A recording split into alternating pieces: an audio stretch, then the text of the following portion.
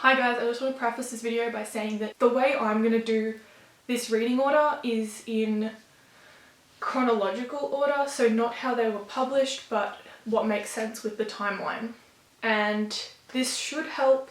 I will include the short stories that are relevant, as well as obviously the series that are relevant to the certain time era. So hopefully this helps, and yeah, let's get on to the video. I forgot to intro this video. So hi, my name is Bree. I'm known as Bookish Bree on Instagram and Twitter, and Jasper inspires on Goodreads, and that's the name of my blog that's linked down below with every other link. Enjoy the video! Okay, so I was thinking of doing this in timeline order, but that really doesn't work because Chain of Gold would essentially, well, the Last Hours series would essentially be after the Infernal Devices series in terms of timeline, because it is the second earliest series. But I think the best way to read this would probably be by leaving Chain of Gold series till last, so you're not left like waiting for the next series, for the next book in the series, and then kind of forgetting everything that happens while you're reading the other books. So this is my recommended reading order as of what we have available to us at the moment. I hope you enjoy it, and let's get into it. First we have the Infernal Devices. These are probably people's most favourite series out of all the Shadowhunter novels. The Infernal Devices have Clockwork Angel, Clockwork Princess, and Clockwork Prince. Is a trilogy. It follows three characters, Tessa Gray, Will Herondale, and Jem Carstairs. It is amazing. It takes you back in time, brings you into the steampunk era, and makes you just want to fall in love with everyone. I love this series. This series captures pretty much everyone's hearts. And it is the earliest in the timeline as well, so you kind of get a glimpse of who you're going to be seeing later on down the timeline as well, who you'll be reminiscing about. And when they mention people like Will Herondale, Tessa Gray, James Carstairs, etc., you'll know who they're talking about. And I think it's easier to start off with a trilogy, especially so you can like dip your feet in the waters, and it's quick read, so you kind of know what you're getting into. And if The Last Hours was a completed series, I would put it after this one. This is Chain of Gold. It follows the children of the Infernal Devices series, so the next generation.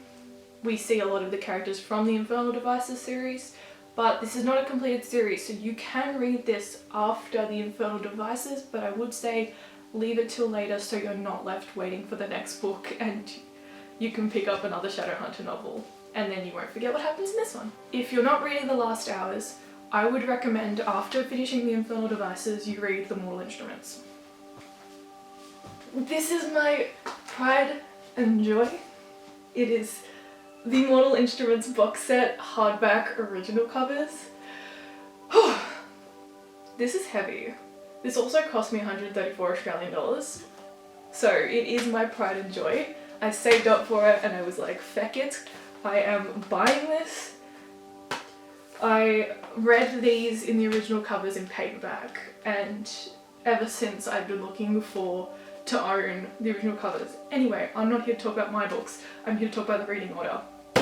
These books are the Mortal Instruments series. There are 6 books. It is daunting to get into because obviously the Shadowhunter Chronicles are so large, but also because the Mortal Instruments has 6 novels. And I think it totally makes sense that there are 6 novels because there are so many characters to follow. And that was my issue with Chain of Gold. There were so many characters, it's going to be a trilogy. Anyway, the first book is City of Bones. I would recommend reading this one straight after the Infernal Devices. This one here, totally different, starts in early 2000s, mid 2000s. Cringy as f***, you know the whole gist. You know the story. It's cringy, but you have to make it through this book to get to the magnificence of the rest of the novels, okay? We have City of Ashes, which is next. I'm not going to spoil it. City of Glass. Amazing.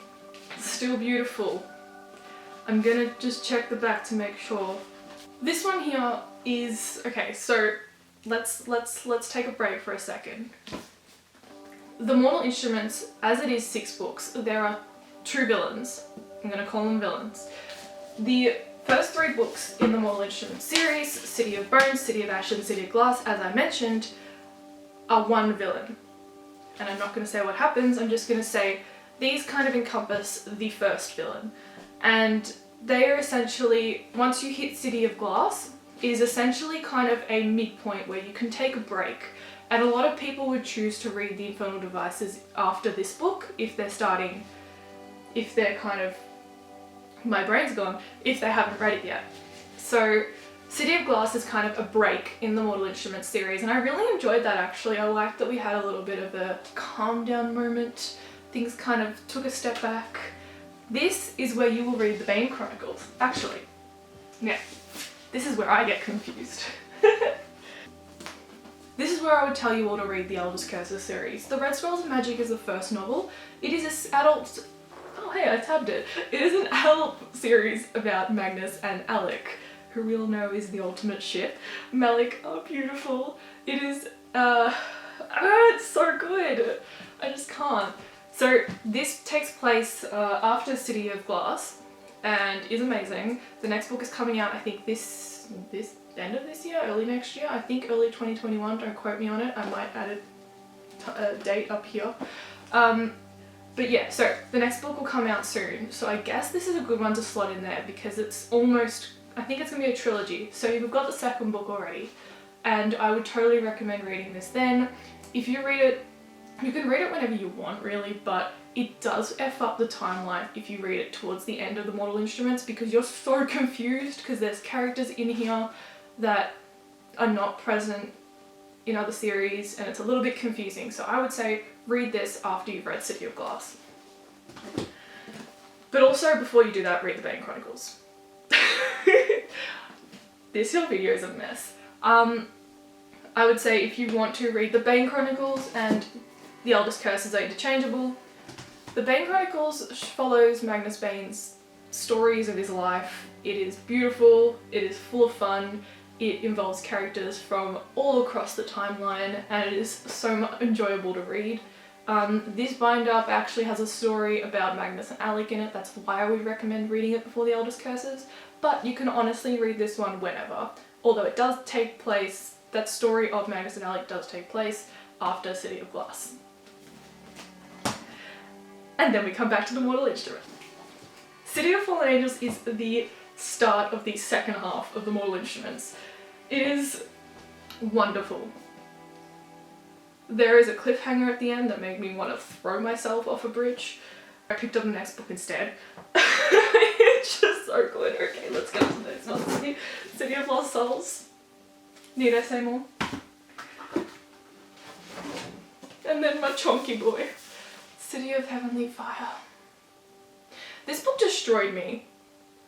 This was the first Shadowhunter novel that honestly probably destroyed me, and it was the first book I was like, books can destroy me. So this is the end of the Mortal Instruments. Once you finish this one, you're done. And if you're following my reading order, you're probably 3, 6, 9. If you've read the Eldest Curses series, you're about 11. You've read the Bane Chronicles, you're about 12 books in. You're about 12, roughly 12 books in. Like, good on you. If you finish this one in my reading order, you are 12 books in, you're amazing. Let's continue. The next book that follows on from the Mortal Instruments series is actually a bind-up, and I feel that this one's really, really important. It's called Tales from the Shadowhunter Academy, and it follows Simon's time at the Shadowhunter Academy. It's brilliant.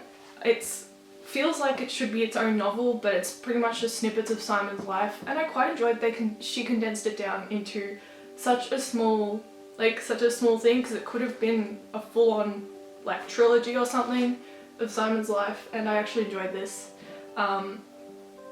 It's sad, obviously, it's a Shadowhunter novel, it's sad, but you know. So that one is definitely a must-read after reading City of Heavenly Fire. Oops. And if you're feeling it, you can pick up the Shadowhunter Codex, which is mentioned in the Mortal Instruments series. It is very highly referenced, and I love it because you can read all about, like this one here has notes from Jace, Clary and Simon in it, and it's good fun. The notes actually take place throughout earlier within the series, and I very much enjoyed reading this one, but it's very much optional, so don't worry. And there's also the next series. Oh my god, how many series in are we? We have one more series and one more bind up to talk about, and then I will recap the entire thing, so just you wait. Alright. And then we get into the most heart-wrecking series. We all don't want trouble to come with your children. We want children to be safe, and I don't know what she thought doing this, but we have the Dark Artificer series. So one here starts with Lord of Shadows. I want to make sure I'm doing this right. No, it doesn't start with Lord of Shadows. It starts with Lady Midnight. The Dark Artificer series starts with Lady Midnight. It's beautiful. I remember unboxing this. I think I'll add it in the iCard somewhere, but I unboxed this and I cried. And then the second book is Lord of Shadows. Even more brilliant, even more heart-wrenching. And you got Queen of Air and Darkness, which is absolutely soul-wrecking, and I don't know how to... Yeah.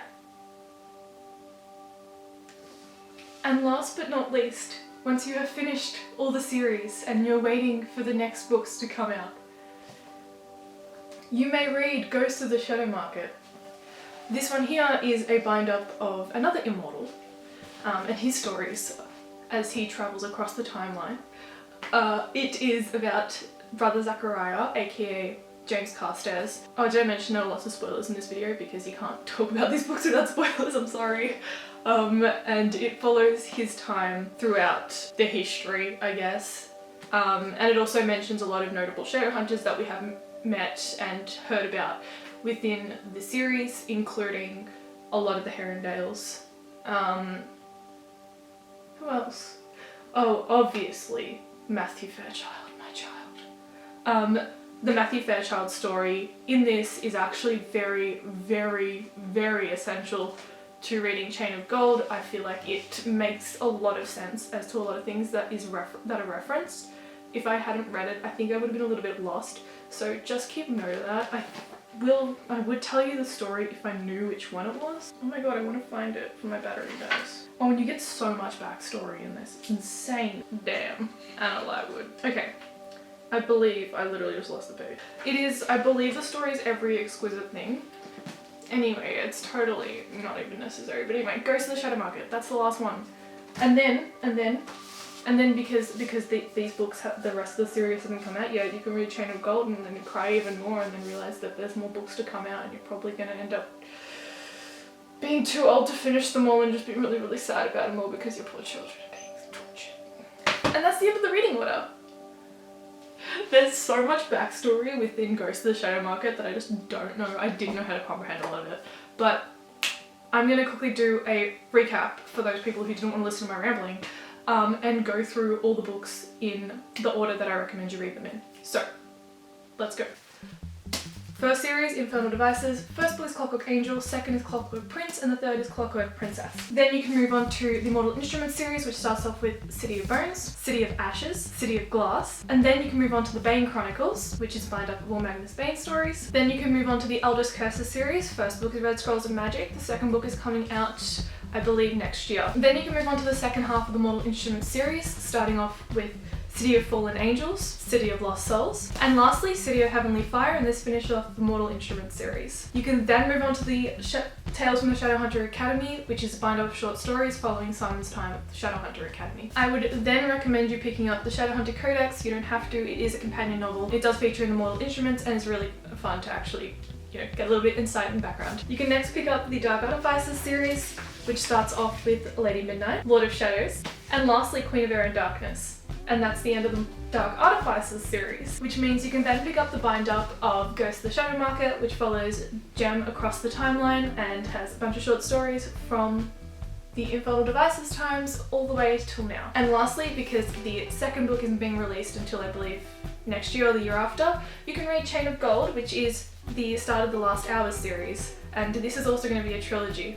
So, and that is the end of the reading order. I really hope you like it, and if you do want to read these books, let me know if you follow my reading order. If you don't, that's fine. Let me know what reading order you use, and that was so much fun to film. Like, my Shadowhunter shelf is empty.